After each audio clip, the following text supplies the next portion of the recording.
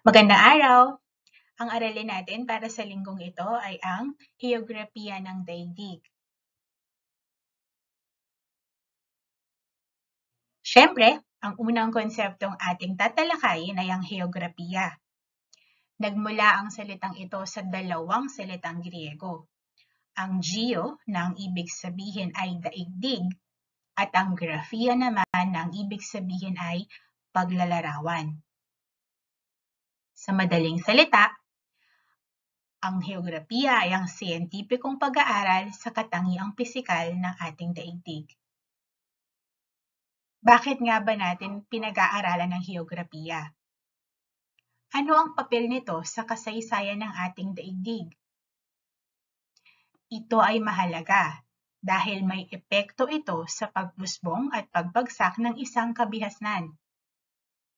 Hinuhubog din ito ang kabuhayan at kultura ng mga taong nakatira sa isang lugar.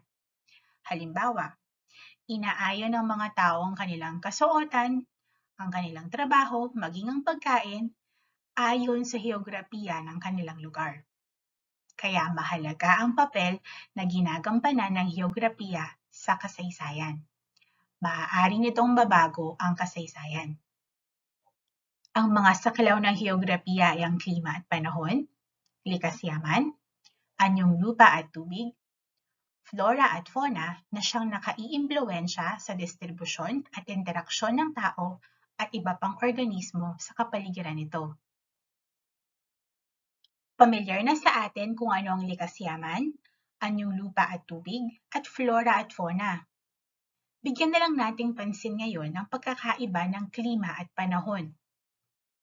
Ang panahon ay ang pang-araw-araw na kalagayan ng kalawakan.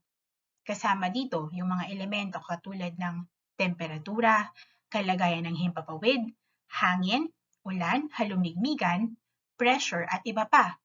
Halimbawa, ano ang panahon kaninang umaga? Mahangin ba? Maaraw? Maulan ba? Ang klima naman ay ang karaniwang panahon o average weather na nararanasan ng isang lugar sa loob ng mahabang panahon. Ang klima sa Pilipinas ay tropikal. Ibig sabihin, kadalasan ay mataas ang temperatura sa ating lugar o kaya naman mainit at madalas din ang pag-ulan.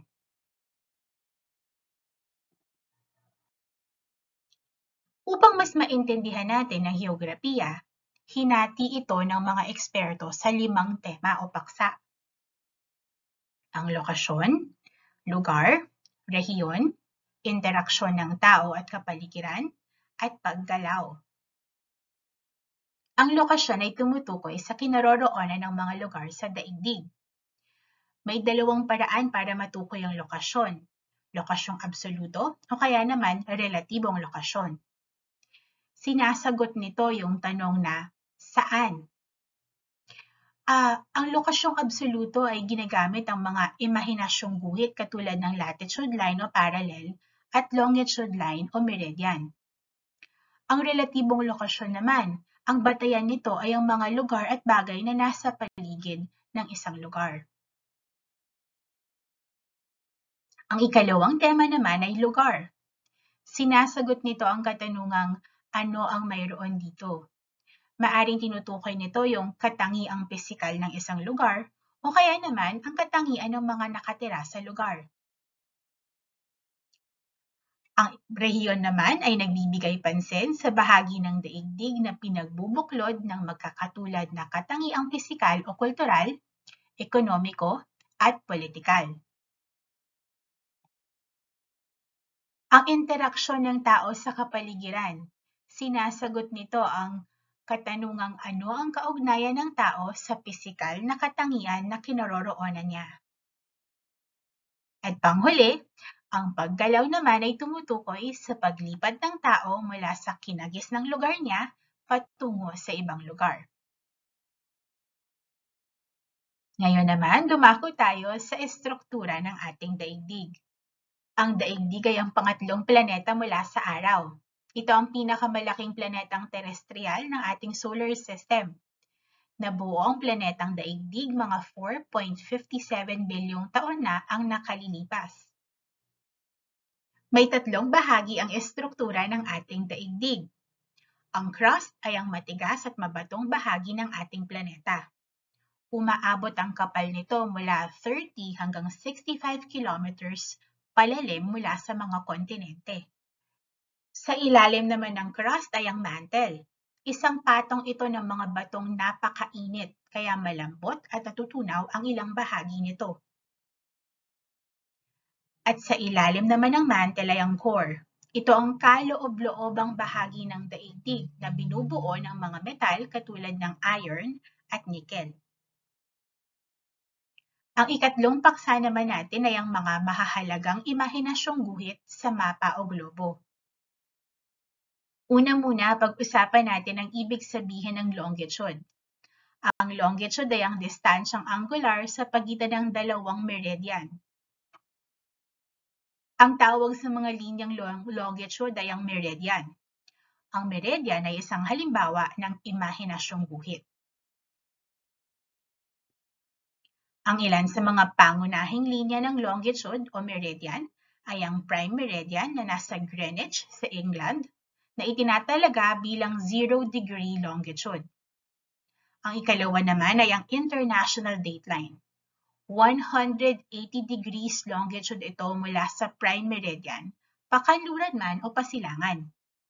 Matatagpuan sa kalagitnaan ng Pacific Ocean ang international dateline.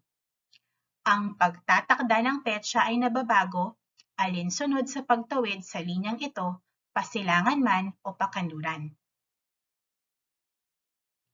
Ang latitude naman ay ang distansyang angular sa pagitan ng dalawang parallel. Ang tawag sa mga linyang latitude ay parallel, at ang parallel ay isa ring halimbawa ng imahinasyong guhit. Ang ilan sa mga pangunahing linya ng latitude o parallel ay ang equator, na humahati sa globo sa hilaga at timog na hemispero. Ito rin ay itinatakda bilang 0-degree latitude. Ang isa pang halimbawa ng mahalagang imahinasyong guhit ay ang Tropic of Cancer. Ito ang pinakadulong bahagi ng Northern Hemisphere na direktang sinisikatan ng araw. At isa pang halimbawa ay ang Tropic of Capricorn. Ito ang pinakadulong bahagi ng Southern Hemisphere na direkta ring sinisikatan ng araw. Bilang buod, ang ilan sa mga mahahalagang imahinasyong guhit sa mapa o globo ay ang parallel at ang meridian. Ang mga halimbawa ng parallel ay ang equator, Tropic of Cancer, at Tropic of Capricorn. Ang mga halimbawa naman ng meridian ay ang prime meridian at international dateline. At ang huling paksang tatalakayin natin sa ating aralin ay ang mga 7 kontinente ng ating daigdig. Ang kontinente ay tumutukoy sa pinakamalawak na masa ng lupa sa ibabaw ng daigdig. Ang unang kontinenteng pag-uusapan natin ay ang Africa.